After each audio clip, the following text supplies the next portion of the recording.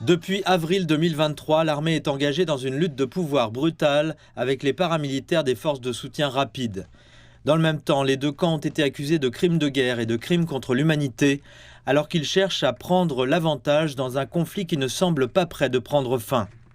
Le long siège et la prise de contrôle finale par les FSR de la ville occidentale d'El Fasher sont devenus synonymes de tels incidents. Des dizaines de milliers de personnes ont fui la ville au cours des derniers mois. Beaucoup n'ont vu d'autre choix que de risquer leur vie et celle de leurs proches. Ceux qui ont réussi à se mettre en sécurité ont rapporté des récits qui pourraient résumer tout le conflit.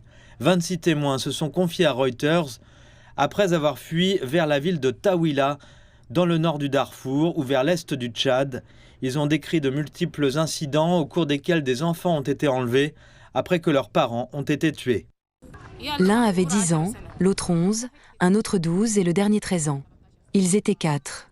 Les FSR sont arrivés avec leur voiture et le bétail des gens. Ils ont emmené les enfants pour garder le bétail. Ils étaient dans les voitures et les enfants étaient à l'avant avec le bétail. Je ne sais pas où ils ont emmené les enfants, mais je suis sûre d'avoir vu cela entre Tawila et Zamzam. Nous allions d'El Fasher à Zamzam. Nous étions sur la route de Cornet.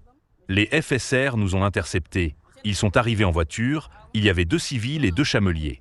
Nous avions du bétail, ils l'ont pris avec mes 2 frères. Fatima Yahya a expliqué comment, en 2023, sa famille et d'autres ont été arrêtés par des combattants des FSR alors qu'elle se rendait à El Fasher. Ils ont bandé les yeux de 2 garçons et d'une fille, puis sont partis avec eux.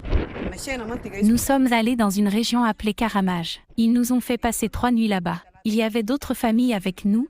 Ils ont pris 3 enfants devant nous. Ils les ont mis dans une voiture avec des soldats des FSR de chaque côté et les enfants au milieu. Jusqu'à présent, nous ne savons pas ce qui leur est arrivé.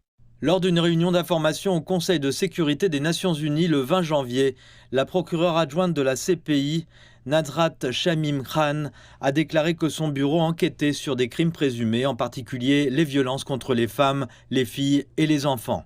L'espoir est que, lorsque le conflit prendra fin, ceux qui ont commis ces crimes odieux seront finalement traduits en justice.